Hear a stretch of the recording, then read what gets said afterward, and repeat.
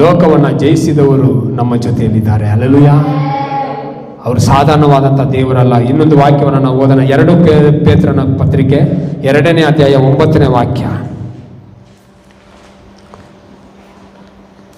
ಕರ್ತನ ಭಕ್ತರನ್ನು ಕಷ್ಟಗಳಿಂದ ತಪ್ಪಿಸುವುದಕ್ಕೂ ದುರ್ಮಾರ್ಗಗಳನ್ನು ನ್ಯಾಯ ತೀರ್ಪಿನ ದಿನಗಳ ತನಕ ಶಿಕ್ಷಾನುಭವದಲ್ಲಿ ಇಡುವುದಕ್ಕೂ ಬಲವನಾಗಿದ್ದಾನೆ. ಆಮೆನ್. ಹಲ್ಲೆಲೂಯಾ. ಇನ್ನೊಂದ್ಸಾರಿ ಓದೋಣವಾ. ಕರ್ತನ ಭಕ್ತರನ್ನು ಕಷ್ಟದ ಒಳಗಿಂದ ತಪ್ಪಿಸುವುದಕ್ಕೂ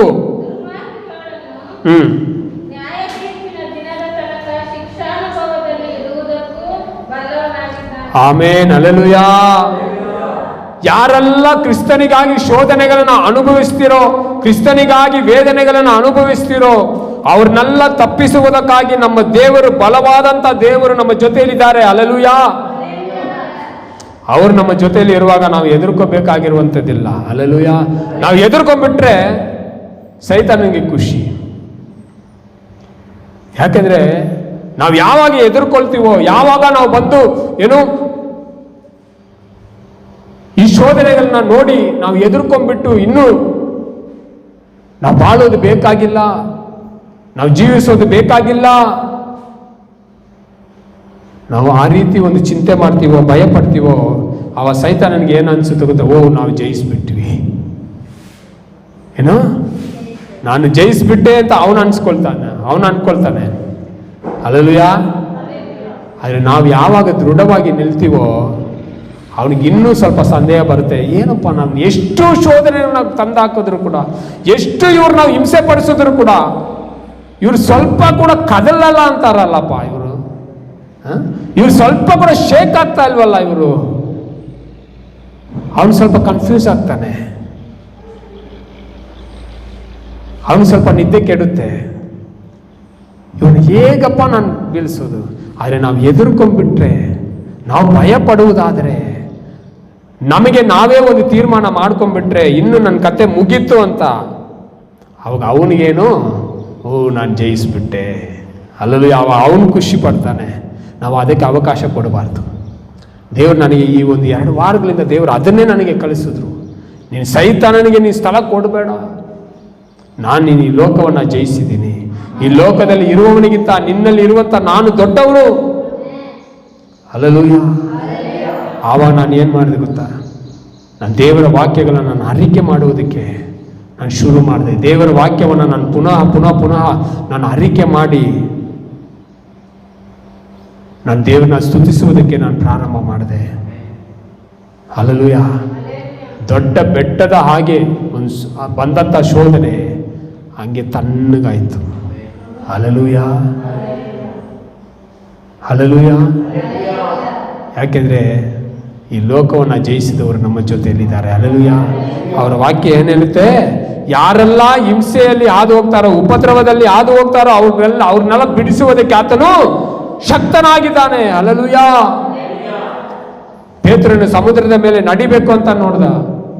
ಸರಿ ನಡಿ ಅಂತಂದ್ರು, ಟಕ್ಕಂತ ಬಿರುಗಾಳಿ ಬಂತು. ಹಲ್ಲೆಲೂಯಾ. ಅವನು ಎದುರ್ಕೊಂಡ್ಬಿಟ್ಟ. ಇನ್ನೇನು ಮುಳುಗ್ತಾ ಇದ್ದಾನೆ. ಆದರೆ ಯೇಸ್ವಾಮಿ ಬಿಟ್ರ ಅಲ್ಲಿ? ಇಲ್ಲ.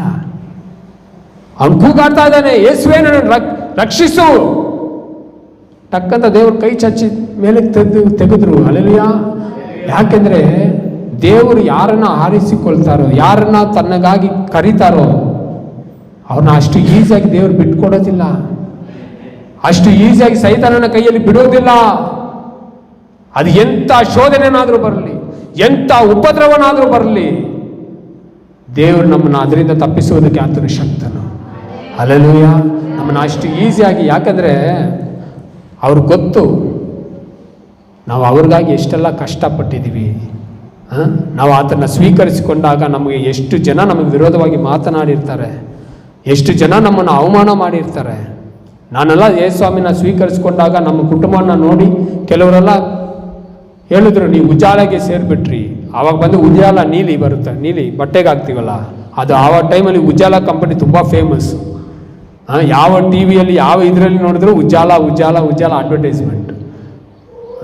ಆವಾಗ ಆ ಒಂದು ಏನು ಉಜಾಲ ಇದನ್ನು ಇಟ್ಕೊಂಡು ನಮ್ಮನ್ನು ಗೇಲಿ ಮಾಡ್ತಾಯಿದ್ರು, ನೀವೆಲ್ಲ ಉಜ್ಜಾಲೆಗೆ ಸೇರಿಬಿಟ್ರಿ. ಯಾಕೆ ಅಂತಂದರೆ ಆ ಟೈಮಲ್ಲೆಲ್ಲ ಬಂದು ಜಾಸ್ತಿ ಯೇಸುಸ್ವಾಮಿನ ನಂಬಿದವರೆಲ್ಲ ಜಾಸ್ತಿ ಬಿಳಿ ಬಟ್ಟೆ ಜಾಸ್ತಿ ಹಾಕೋರು, ಅದಕ್ಕೆ ಉಜಾಲ ಅಂತ ಕರೆಯೋರು. ಹಲ್ಲೆಲೂಯಾ. ನೀವೆಲ್ಲ ಉಜಾಲೆಗೆ ಸೇರಿಬಿಟ್ರಿ. ಹಲ್ಲೆಲೂಯಾ. ಇನ್ನು ಕೆಲವರು ಹೇಳಿದ್ರು, ನೀವು ದುಡ್ಡಿಗಾಗಿ ನೀವು ಏನು ಮತಾಂತರ ಆಗ್ಬಿಟ್ರಿ. ಹಲ್ಲೆಲೂಯಾ. ಎಷ್ಟು ಅವಮಾನಗಳು. ಅವಾಗ ಇದೆಲ್ಲ ನಾವು ಅವ್ರಿಗಾಗಿ ನಾವು ಪಟ್ಟಿರುವಾಗ ಅಷ್ಟು ಈಸಿಯಾಗಿ ಸೈತಾನ ಬಂದು ಹಿಂಗೆ ಮುಟ್ಟಿದ ತಕ್ಷಣ ದೇವ್ರು ಬಿಟ್ಬಿಡ್ತಾರ, ನೀನು ತಗೊಂಡು ಹೋಗು ಅಂತ?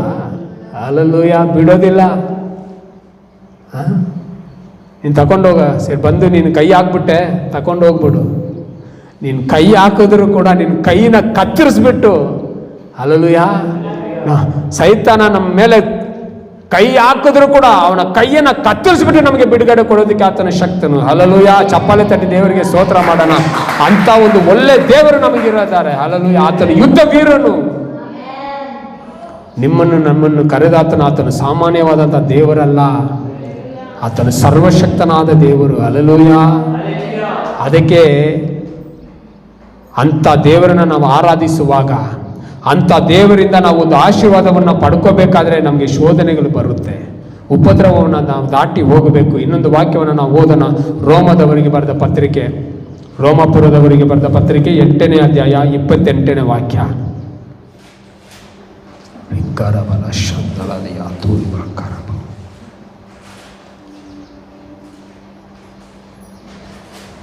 ರೋಮಪುರದವರಿಗೆ ಬರೆದ ಪತ್ರಿಕೆ 8ನೇ ಅಧ್ಯಾಯ 28ನೇ ವಾಕ್ಯ. ಇದಲ್ಲದೆ ದೇವರ ಸಂಕಲ್ಪದ ಮೇರೆಗೆ ಕರೆಯಲ್ಪಟ್ಟ ಆತನನ್ನು ಪ್ರೀತಿಸುವವರು ಎಲ್ಲರಿಗಾಗಿ ಎಲ್ಲ ಕಾರ್ಯಗಳನ್ನು ಆಮೇನ್ ಅನುಕೂಲವಾಗುವಂತದೆ ಎಂಬುದಾಗಿ ನಿಮಗೆ ಗೊತ್ತಿಲ್ಲವೇ? ಹಲ್ಲೆಲೂಯಾ. ಗೊತ್ತಿದೆ, ಗೊತ್ತದೆ. ಹಲ್ಲೆಲೂಯಾ. ಆವಾಗ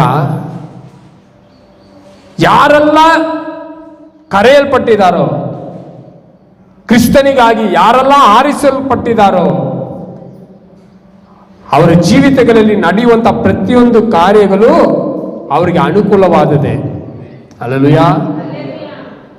ಅದು ಕೆಲವೊಮ್ಮೆ ನಮಗೆ ತಡ್ಕೊಳ್ಳಕ್ಕಾಗದೇ ಇರುವಂಥ ಶೋಧನೆಗಳಾಗಿದ್ರೂ ಕೂಡ, ವೇದನೆಗಳಾಗಿದ್ರೂ ಕೂಡ, ಎಲ್ಲವೂ ನಮ್ಮ ಒಳ್ಳೆಯದಕ್ಕೆ. ಹಲ್ಲೆಲೂಯಾ.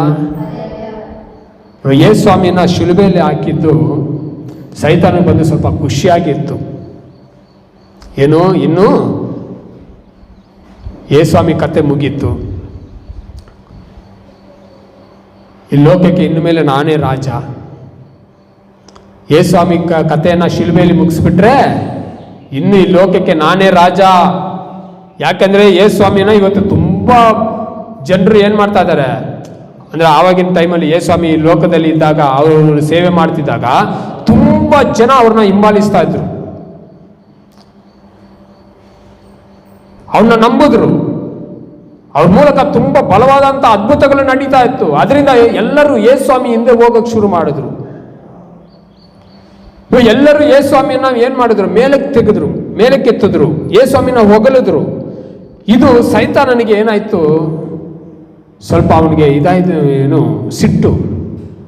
ಇಷ್ಟು ವರ್ಷ ನಾನೇ, ಇಷ್ಟು ಕಾಲಗಳು ನಾನೇ ಈ ಲೋಕಕ್ಕೆ ರಾಜನಾಗಿದ್ದೆ, ಇವಾಗ ನನಗೆ ಬದಲಾಗಿ ಇನ್ನೊಬ್ಬ ಬಂದನಲ್ಲ. ಹಲ್ಲೆಲೂಯಾ. ಮತ್ತೆ ಇನ್ನೊಂದು ಏನಂದ್ರೆ, ಅವನಿಗೆ ಗೊತ್ತು ಯಾರು ಬಂದಿರೋದಂತ, ಯಾರು ಮೇಸಿಯ ಬಂದಿದ್ದಾರೆ ಅಂತ ಗೊತ್ತು. ಇವ ನನಗೆ ಬದಲಾಗಿ, ನನಗೆ ಪೋಟಿಯಾಗಿ ಇವ್ರು ಬಂದಿದ್ದಾರಲ್ಲ, ಇವ ಲೋಕಕ್ಕೆ 2 ರಾಜ ಬೇಕಾ?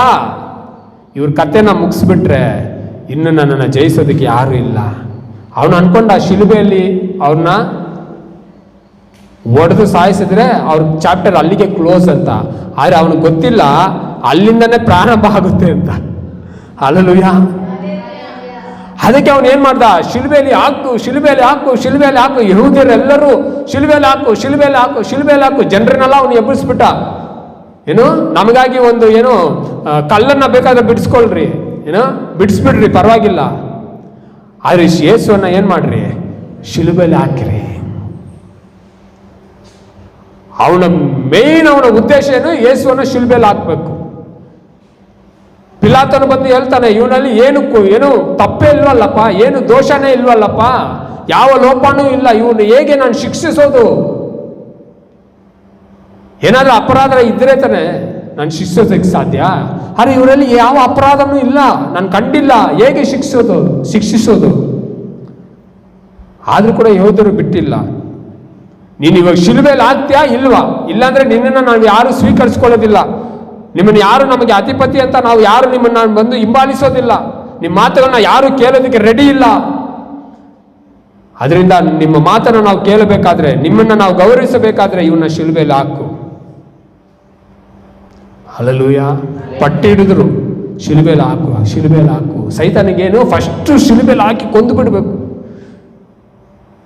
ಅದಕ್ಕೆ ಅವನು ಬಂದು ತುಂಬಾ ಕಾಯ್ತಾ ಇದ್ದ, ಫಸ್ಟ್ ಶಿಲುಬೆಯಲ್ಲಿ ಹಾಕಿ ಕೊಂದ್ಬಿಟ್ರೆ ಯೇಸುಸ್ವಾಮಿ ಚಾಪ್ಟರ್ ಮುಗ್ದೋಯ್ತು, ಇನ್ನು ನೆಕ್ಸ್ಟ್ ನಾನೇ ರಾಜ. ಹಲ್ಲೆಲೂಯಾ. ಆದರೆ ಯಾವಾಗ ಯೇಸುಸ್ವಾಮಿಯ ಪ್ರಾಣ ಅವರ ದೇಹದಿಂದ ಬಿಟ್ಟು ಹೋಯ್ತೋ ಆವಾಗ ಗೊತ್ತಾಯ್ತು, ನಾನು ಎಷ್ಟು ದೊಡ್ಡ ತಪ್ಪು ಮಾಡಿಬಿಟ್ಟೆ ಅಂತ. ಆವಾಗ ಅವನಿಗೆ ಅರಿವಾಯಿತು. ಇವತ್ತು ಕೂಡ ಅದಕ್ಕೆ ನಡುಕ್ತಾ ಇದ್ದಾನೆ. ಇವತ್ತು ಕೂಡ ಅವನಿಗಿರುತ್ತೆ ನೆನಪು, ನಾನು ಎಷ್ಟು ದೊಡ್ಡ ತಪ್ಪು ಮಾಡಿಬಿಟ್ಟೆ.